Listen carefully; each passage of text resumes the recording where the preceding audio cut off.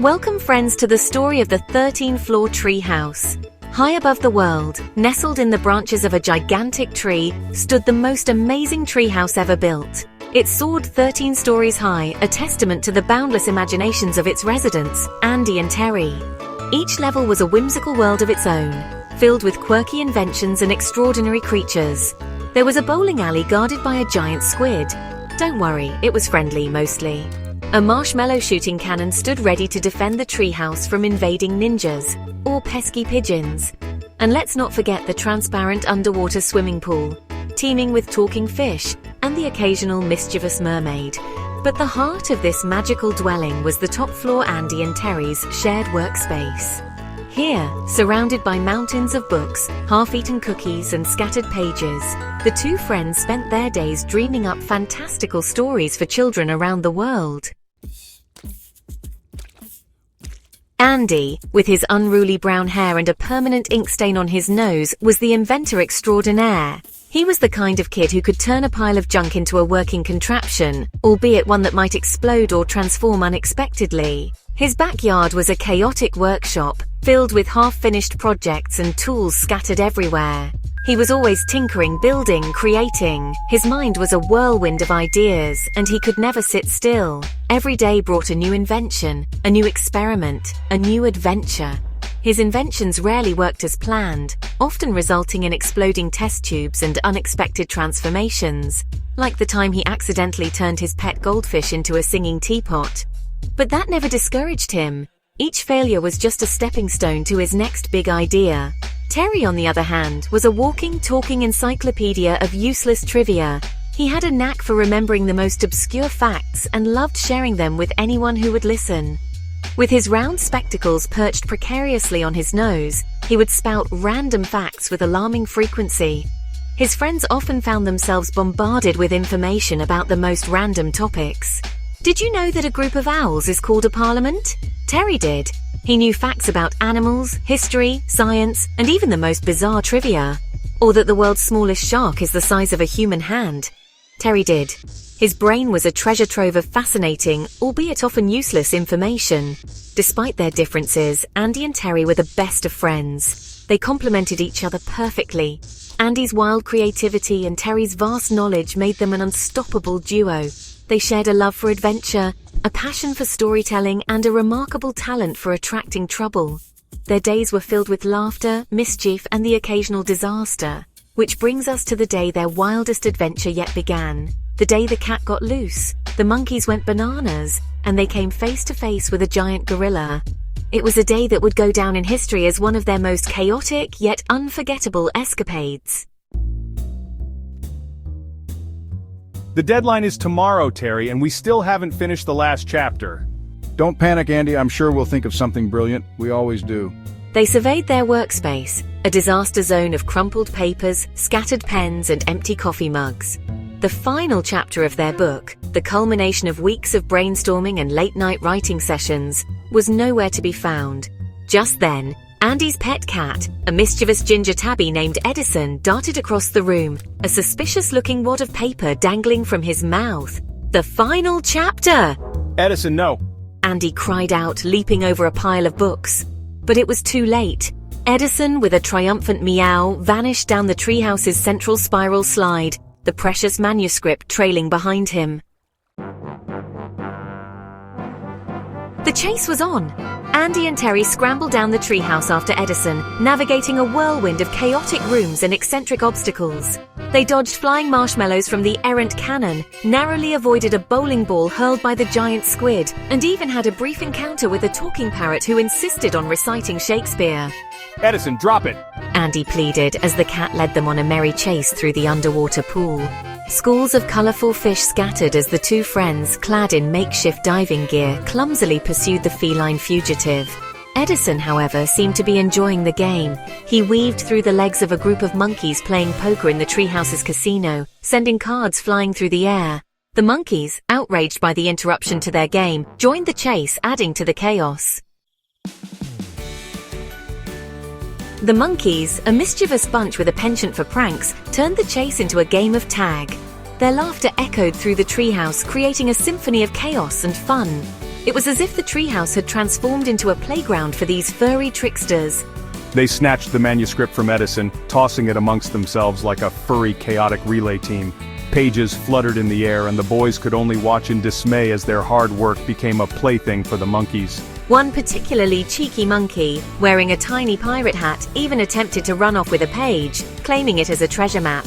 The boys couldn't help but chuckle at the sight, despite their frustration. This is hopeless. How are we ever going to get our manuscript back from these monkeys? Terry exclaimed as a monkey wearing a tutu swung from the chandelier, the final chapter clutched firmly in its paw. The scene was both hilarious and exasperating, a true testament to the monkey's unpredictable nature. Just when it seemed like all hope was lost, Andy, in a stroke of genius, remembered his latest invention, a device that could translate animal thoughts into human speech. He had been working on it for weeks, never imagining it would be used in such a situation. Pointing the device at the monkeys, he waited with bated breath. The device hummed to life, and the boys hoped it would finally bring some order to the chaos. Hey, this paper is boring. Let's make paper airplanes, one monkey suggested, its voice clear through the device. No, wait! Let's use it to wrap bananas! Another monkey chimed in, causing a burst of laughter from the boys. Andy and Terry exchanged a look.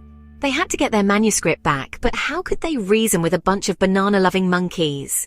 The challenge seemed insurmountable, yet they knew they had to try. They had to get their manuscript back, but how could they reason with a bunch of banana-loving monkeys? The challenge seemed insurmountable, yet they knew they had to try. With determination in their eyes, they prepared for the next step in their wild adventure. As if things couldn't get any crazier, a thunderous roar shook the entire treehouse. The monkeys, suddenly silent, scattered as a gigantic gorilla lumbered into the room, its massive frame filling the doorway. Uh-oh, this can't be good. The gorilla, despite its intimidating size, seemed surprisingly docile. It ambled towards a bookshelf, plucked a book of poetry, and settled down in an armchair, its massive fingers delicately turning the pages. Well, that's a relief. He just wants to read.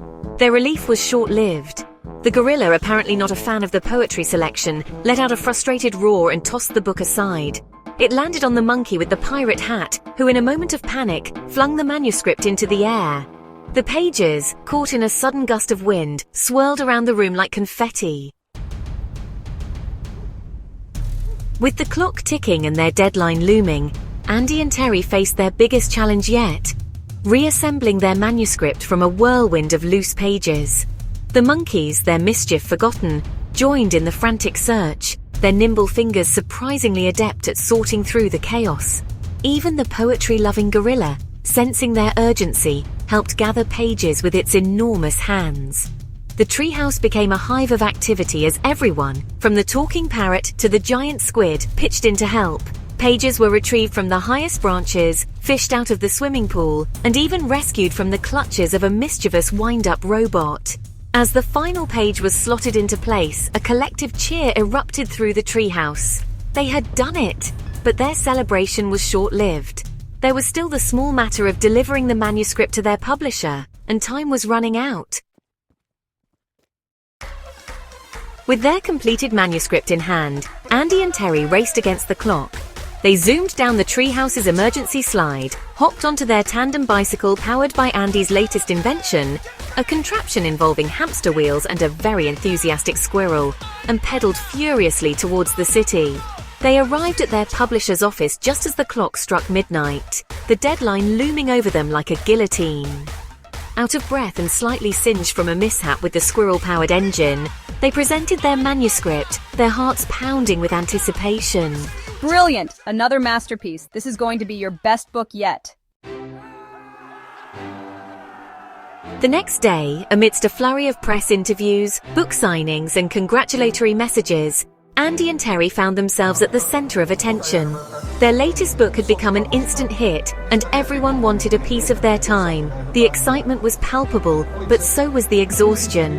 Andy and Terry collapsed onto the sofa in their treehouse living room, exhausted but exhilarated. They had poured their hearts and souls into their latest adventure, and it had paid off in ways they could never have imagined. Their latest adventure had been their wildest yet, but it had also been their most rewarding. They had faced challenges that tested their limits, but they had come out stronger and more determined than ever. You know, for a while there, I didn't think we were going to make it. The obstacles seemed insurmountable, and there were moments when I doubted our ability to overcome them. Me neither, but we did it, didn't we? We always find a way no matter how tough things get. But hey, we always do in the end, don't we? That's what makes our adventures so special. We never give up, and we always find a way to succeed. As the sun began to set, casting long shadows across the whimsical world of the 13-Storey Treehouse, Andy and Terry felt a sense of peace and accomplishment. They had achieved something truly remarkable, and they knew that their journey was far from over. Andy and Terry knew one thing for sure: their adventures were far from over. In fact, they were just getting started. The world was full of endless possibilities, and they were ready to explore every single one of them. In fact, they were just getting started. With their boundless imagination and unbreakable spirit, they were ready to take on whatever challenges came their way. For in a world where imagination reigned supreme and anything was possible, there was always a new story waiting to be told. And who better to tell it than Andy and Terry, the masters of mayhem and creators of extraordinary tales? And who better to tell it than Andy and Terry, the masters of mayhem and creators of extraordinary tales? Their journey was a testament to the power of friendship, creativity, and the unyielding belief that anything is possible. Thank you for watching, and don't forget to subscribe.